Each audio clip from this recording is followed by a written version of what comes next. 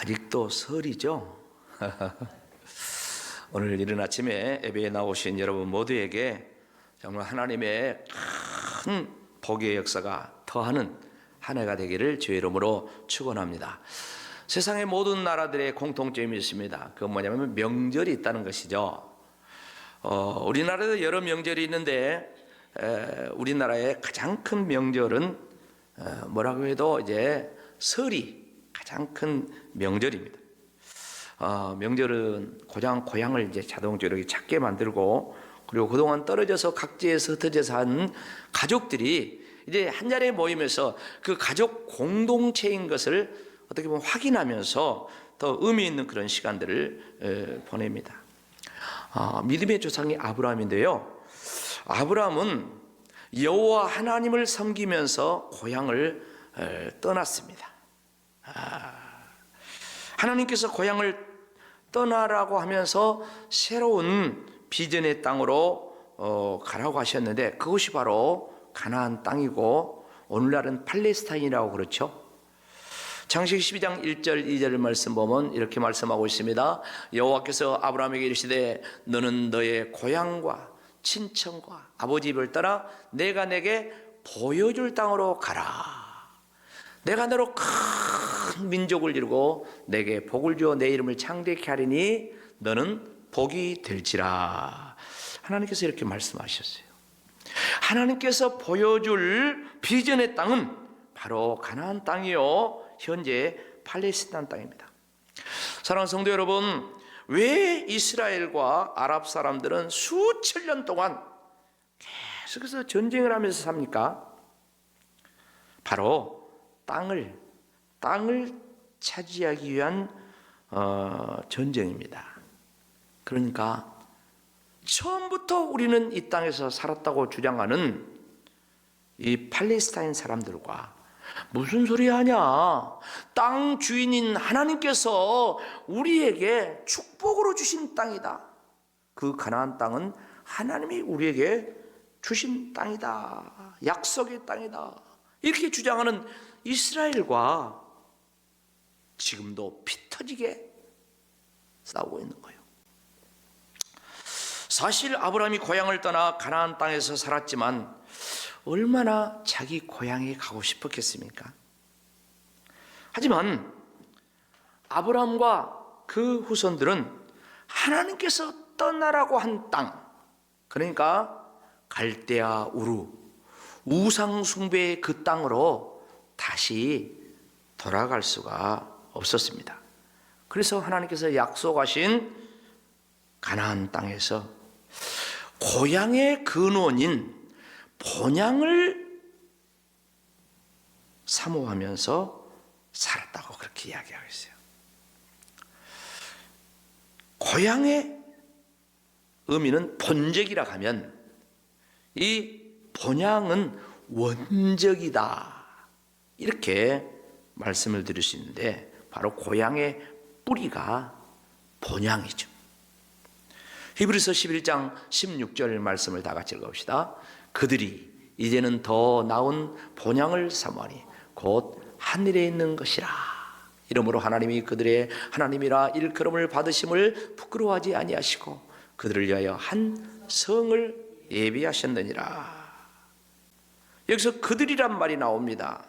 이 그들은 믿음의 조상 아브라함뿐만 아니라 히브리서 11장에 보면은 많은 믿음의 조상들이 나오는데 그 모든 믿음의 조상들을 그들이라고 해야 합니다. 그들은 고향보다 더 나은 본향을 사모하면서 살았는데, 바로 그것이 이 땅에 있는 것이 아니라 하늘에 있다, 천국, 하나님이 예비한 성이다, 이렇게 말씀하고 있습니다.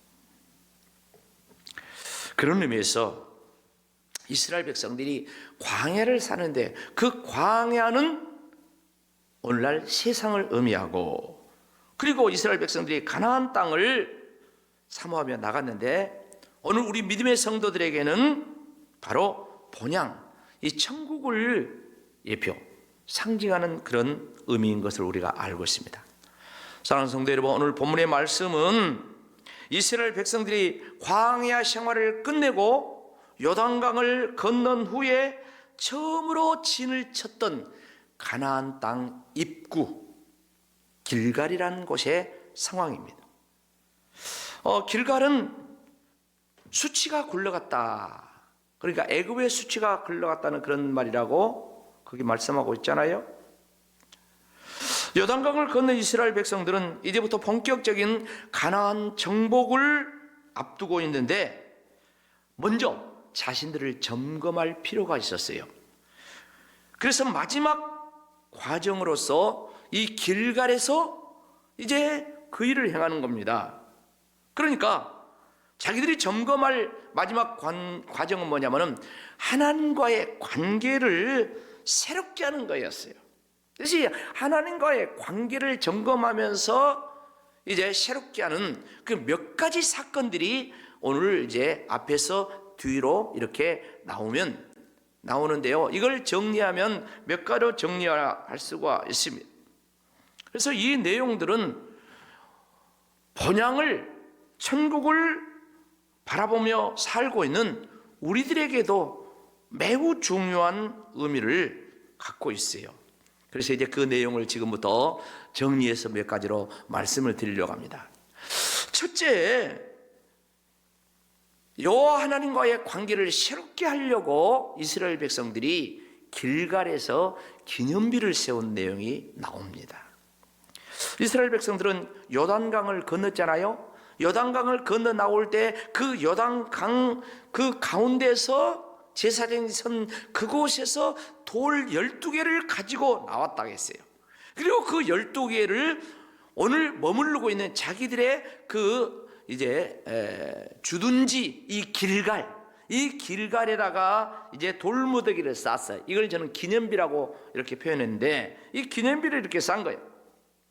자, 그렇다면 이스라엘 백성들이 요단강에서 가지고 나온 이 12돌을 가나안 정복에 앞서서 기념비로 세운 이유가 무엇일까? 성경을 통해서 우리가 알 수가 있습니다. 여호수아서 4장 20절로 24절 말씀을 같이 한번 찬찬히 읽어봅시다. 시작. 여호수아가 요단에서 가져온 그 12돌을 길갈에 세우고 21절 이스라엘 자손들에게 말하여 이르되 후일에 너희의 자손들이 그들의 아버지에게 이르기를 이 돌들이 무슨 뜻이냐고 하거든. 22절 너희는 너희의 자손들에게 알게 하여 이르기를 이스라엘이 마른 땅을 밟고 이 요단을 건넜음이라. 23절 너희 하나님 여호와께서 요단물을 너희 앞에서 마르게 하사 너희를 건너게 하신 것이 너희의 하나님 여호와께서 우리 앞에 홍해를 말리고 우리를 건너게 하심과 같았으니. 24절 이는 땅의 모든 백성에게 여호와의 손이 강하신 것을 알게 하며 너희가 너희 하나님 여호와를 항상 경외하게 하려 하심이라 하라. 아멘. 자, 이 말씀을 정리해 보면 길갈에 기념비를 세운 목적을 알 수가 있습니다. 크게 세 가지로 정리할 수가 있어요. 어떤 목적입니까? 첫째는 그 이스라엘 자손들, 후손들을 위한 여호와에 대한 신앙교육, 후손들에게 이 신앙교육을 위해서 이걸 세웠다 하는 거예요. 그런 측면에서 저와 여러분도 오늘 살아가는 삶의 현장 속에서 우리들의 자손들에게, 우리의 후손들에게 신앙교육을 시킬 수 있는 나의 기념비가 있어야 돼요. 나의 기념비가. 그런 면에서 오늘날 우리가 신앙생활을 잘해야 되겠죠. 두 번째는 이방인들에게 이 기념비를 통해서 하나님이 어떤 분인가, 그러니까 하나님은 정말 강하신 분이다. 누구보다 이방인들이 섬기는 그 우상보다 하나님은 훨씬 강하신 분이다. 바로 요단강을 가르고 건너게 하신 분이 누구냐? 하나님이다. 너희 신 할 수 있어? 이런 이방인들을 향한 하나님을 증거하는 그런 의미였어요. 세 번째는 뭡니까? 이스라엘 민족들이 이 가나안 땅에 살면서, 풍요의 땅에 살면서 항상 하나님을 경외하게 하려고. 가나안 땅에 수많은 우상들이 있잖아요. 바알과 아세라 우상, 몰로 뭐 많은 우상들이 있는데 그 땅에 살면서도 항상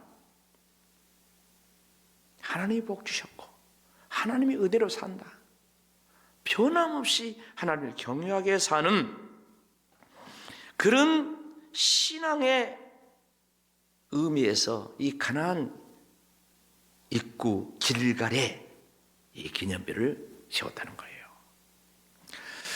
두 번째 의미가 있죠. 그것은 여호와 하나님과의 관계를 새롭게 하기 위해서 길갈에 이스라엘 백성들이 거기서 할례를 시행했다는 거예요. 성경에서 말씀한 이 할례의 기원은 하나님께서 믿음의 조상 아브라함과 언약 관계를 맺으면서 그때 할례를 행했어요. 그러니까 하나님께서 우상을 숭배하던 저 갈대아우로 있는 아브라함을 불러내면서 고향을 떠나게 하셨다겠죠. 그때 하나님께서 아브라함과 두 가지 약속을 하죠. 내가 너에게 새로운 땅을 주겠다. 그리고 너 후손들로 큰 민족을 만들겠다. 그런 약속을 합니다. 그리고 하나님께서는 그 자리에서 할례를 행하면서 이게 너와 내가 하나님과 아브라함과 그 후손들의 그 약속 언약의 증표다. 그래서 남자들은 다 그 생식기에다가 이제 포경 수술을 한 것처럼 그렇게 할례를 다 이렇게 하도록 명령을 했어요. 창세기 17장 6절 그리고 8절 말씀을 먼저 보도록 합시다. 내가 너로 심히 번성하게 하리니 내가 내게서 민족들이 나게 하며 왕들이 내게로부터 나오리라. 하나님 약속이요. 많은 민족이 형성되었다. 그 다음에 8절 다 같이 내가 너와 내 후손에게 내가 거류한 이 땅을 곧 가나안 온 땅을 주어 영원한 기업이 되게 하고 나는 그들의 하나님이 되리라. 그러니까 땅을 주겠다는 그런 약속을 먼저 합니다. 그리고 하나님께서 이제 그 약속의 증표로 할례를 행하라. 그 뒤에 17장 10절 11절 말씀 다 같이 보겠습니다. 너희 중 남자는 다 할례를 받아라. 이것이 나와 너희와 너희 후손 사이에 지킬 내 언약이라. 11절 너희는 표피를 베어라. 이것이 나와 너희 사이에 언약의 표징이니라. 언약 증표로 할례를 행하라 했어요. 그러니까 하나님께서 이 아브라함과 약속한 이 약속은 애굽에서 큰 민족을 이루면서 이제 출애굽하고 시내산에서 하나님의 그 계명을 받으면서 하나님의 거룩한 백성이 되면서 이 첫 번째 약속, 큰 민족을 이루겠다는 그 약속은 이루어졌어요. 이제 요단강을 건넌 이스라엘 백성은 두 번째 약속, 하나님의 약속은 그 가나안 땅을 정복한 그 일을 눈앞에 이제 두고 있어요. 이 두 번째 약속이 이제 이루어지기 직전에 이 중대한 일을 앞두고 하나님의 언약을 상기시키면서 이제 이스라엘 백성들이 할례를 시행하면서 하나님과의 관계를 새롭게 했다는 것은 매우 중요한 의미가 있죠. 그렇지만 길갈에서의 할례는 기본적인 의미의 할례보다 훨씬 더 중요한 의미가 있습니다. 아브라함이 처음으로 행했던 할례는 미래에 이루어질 하나님의 약속을 믿음으로 받아들이면서 그 믿음을 굳게 지키겠다는 자기의 신앙 고백이었어요. 반면에 이제 오늘 본문에서 길갈에서 행하는 이 할례는 하나님께서 아브라함에게 주신 언약의 최종 성취, 마지막 성취를 위한 마지막 조치였어요. 그래서 길갈에서의 할례는 약속을 믿음으로 수용하는 차원의 그 첫 번째 할례가 아니라 그를 이제 구체적으로 이루어 나가겠다는 이제 적극적인 모든 내용을 포함한 그런 결단이 포함되어 있는 그런 내용이었어요. 그래서 이스라엘 백성들의 이 길갈에서 할례는 하나님의 약속을 수용하는 차원뿐만 아니라 그 일을 구체적으로 이루어 나가겠다는 적극적인 참여의 의미가 여기에 있다는 것입니다. 사랑하는 성도 여러분, 자, 그렇다면 이스라엘 백성들이 길갈에서 할례를 시행한 까닭은 무엇일까요? 하나님과 아브라함 사이에 언약을 맺었다고 했는데 애굽에서 큰 민족을 이루었어요. 그리고 이제 그 애굽을 이제 떠나는 그런 역사가 있는데 애굽을 떠날 때 그들은 이제 애굽에서 큰 민족 이룬 그들 다 이렇게 할례를 행한 것이 이제 성경을 보면 알 수 있어요.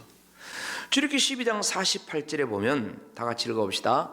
너희와 함께 거류하는 타국인이 여호와의 유월절을 지키고자 하거든 그 모든 남자는 할례를 받은 후에야 가까이 하여 지킬지니 고 그는 본토인과 같이 될 것이나 할례 받지 못한 자는 먹지 못할 것이다. 그러니까 애굽에서 출애굽할 때 나올 때 유월절 행사를 했잖아요. 그때 유월절 양식을 먹는데 누구만 유월절 양식을 먹냐? 할례 받은 이스라엘 백성만 먹어야 된대. 자들 가운데 타국인, 외국인이 함께 있다 하면 그들이 유월절 양식을 먹고 애굽에서 나올 것 같으면 그들도 반드시 뭐 해야 된다? 할례를 받아야 된다. 그래서 하나님과의 언약 백성인 것을 확인해야 된다 하는 이런 말씀입니다. 이 말씀이 영원한 가나안 땅, 하나님께서 저와 여러분에게 약속하신 그 땅을 사모하며 살고 있는 저와 여러분들에게는 어떻게 적용이 됩니까? 바로 할례의 또 다른 의미인 예수님을 믿는 자에게 주시는 바로 세례가 그 편입니다. 그래서 환자들이 이제 중환자실에서 급하게 이제 임종을 앞두고 있을 때 아직 세례를 받지 않는 그런 가족들, 그런 가족들에게는 병상 세례를 달라고 하죠. 그래서 병상 세례를 가서 이렇게 저도 몇 차례 이렇게 베푼 적이 있어요. 그 병상 세례의 고백은 예수님을 구주로 믿는다는 그 고백, 다시 말해서 하나님과 믿음의 언약 관계가 이제 확인될 때, 그때 그 언약의 증표로 할례처럼 세례를 베푼 것입니다. 이제 이스라엘 백성들이 광야 생활을 끝내고 요단강을 건넌 후 길갈에서 다시 행한 이 할례는 어떤 의미입니까? 받은 사람들에게 또 할례를 준 것이 아니라 애굽에서 나올 때 그때 당시 다 할례를 받았지만 광야 40년을 지나면서 새롭게 태어난 2세들, 그들은 광야에서 할례를 행할 수가 없었어요. 그래서 이제 그들을 데리고 가나안 땅 들어가야 되는데 가나안 땅 들어가기 전에, 그 땅을 정복하기 전에 먼저 할례를 행하라는 거예요. 다시 말해서 하나님과 언약 백성이라는 사실을 믿고 행하는 그 일을 시행해라 하는 거예요. 그래서 할례, 오늘 길갈에서 행한 이 할례 이유를 여호수아서 5장 4절 5절 보면 이렇게 말씀하고 있잖아요. 여호수아가 할례를 시행한 까닭은 이것이니 애굽에서 나온 모든 백성 중 남자 곧 모든 군사는 애굽에서 나온 후 광야 길에서 죽었는데, 다 죽었어요. 그런데 5절 다 같이요. 그 나온 백성은 다 할례를 받았으나 다만 애굽에서 나온 후 광야 길에서 난 자는 할례를 받지 못하였습니다. 그래서 가나안 땅 정복에 들어가야 되는데 그 땅은 할례 받은 사람만, 하나님과 언약 백성이 된 그 사람만 들어가야 되기 때문에 거기서 지금 할례를 행했다는 거죠. 사랑하는 성도 여러분, 여호수아가 가나안 입성 마지막 점검 차원에서 할례를 행하자, 하나님께서 이스라엘 백성들에게 뭐라고 말씀합니까? 애굽의 수치가 떠나게 되었다. 그렇게 여호수아 5장 9절 말씀하고 있어요. 다 같이 읽어봅시다. 여호와께서 여호수아에게 이르시되 내가 오늘 애굽의 수치를 너에게서 떠나게 하였다 하셨으므로 그곳 이름을 오늘까지 뭐라고요? 길갈이라 하느니라. 여기서 이 애굽의 수치란 말은 애굽에서 노예 생활을 하였던 이스라엘 백성들의 아주 천한 신분, 낮은 신분을 이야기합니다. 이제 이스라엘 백성들이 길갈에서 할례를 행하면서 어떤 변화가 일어났습니까? 그들은 하나님의 거룩한 백성으로 신분의 변화가 일어났다는 것입니다. 신분 상승이 이루어졌는데 바로 그들이 하나님의 언약 성취를 앞두고 이 할례를 행함으로써 저들은 거룩한 백성이 되었다는 거예요.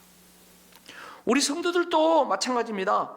우리가 예수님을 믿음으로 천국에 입성할 준비가 된 자들인데 신분적으로는 예수 믿기 이전에는 우리는 죄와 사망, 원수, 마귀의 종로로 타는 자들이었는데 예수님을 믿음으로 저와 여러분의 신분이 변화된 줄로 믿습니다. 우리의 신분은 하나님의 자녀의 신분입니다. 우리의 시민권은 천국에 있는 줄로 믿습니다. 요한복음 1장 29절을 보면 예수님께서 세례요한에게 세례받으러 올 때 예수님의 그 모습을 세례요한이 딱 보니까 하나님께서 구약에 약속한 그 어린 양이 바로 예수님이라서 알게 됩니다. 다 같이 읽어봅시다. 시작. 이튿날 요한이 예수께 자기의 나오심 보고 이르되 보라, 세상 죄를 져하는 하나님의 어린 양이로다. 사실 이 세례요한과 예수님은 그 사적으로는 외사촌, 한 5촌, 6촌, 뭐 이렇게 6촌 이렇게 돼요. 친족이에요. 근데 같이 어렸을 때 살고 세례요한이 예수님보다 6개월 먼저 태어났잖아요. 잘 몰랐어요. 근데 예수님께서 공생애를 시작하기 위해서 예수님께서 세례 받으러 요단강에 세례요한이 나올 때 세례요한이 눈이 열려서 보니까 구약에 그렇게 약속한, 그렇게 제사를 드렸던 그 양의 그 의미를 이제 증거하는 그분이 예수다. 예수님이 어린 양이다. 이렇게 증거하는 거 아니겠습니까? 그렇습니다. 저와 여러분이 예수님을 믿는다는 의미가 뭡니까? 그것은 죄로 말미암아 죽을 수밖에 없었는데 예수님께서 세상 죄를, 우리들의 죄를 짊어지고 죽으신 어린 양 되셨기 때문에 그 피로 말미암아 나에게 내릴 죽음과 심판의 재앙이 넘어갔다, 이 말입니다. 사랑하는 성도 여러분, 이스라엘 백성들이 하나님의 역사로 요단강을 건넜습니다. 지긋지긋한 광야가 끝났습니다. 이제 가나안 입구에서, 이 길갈에서 하나님께서 약속하신 축복의 땅 가나안 입성을 위한 준비를 하고 있습니다. 그것은 바로 하나님과 이스라엘 백성들의 관계를 새롭게 하는 거예요. 오늘 그 역사를 통해서 길갈은 완전히 수치가 물러가는 그런 땅이 되었는데, 방금 말씀한 내용을 정리해 보면 첫째는 하나님과의 관계를 새롭게 하려고 길갈에서 기념비를 세웠다. 지난 모든 역사가 하나님의 역사였다. 요단강을 건넌 곳이 하나님의 역사였다. 길갈에 그런 기념비를 세웠다는 겁니다. 그런가 하면 하나님과 관계를 새롭게 하기 위해서 길갈에서 모두 다 할례를 받았다 했어요.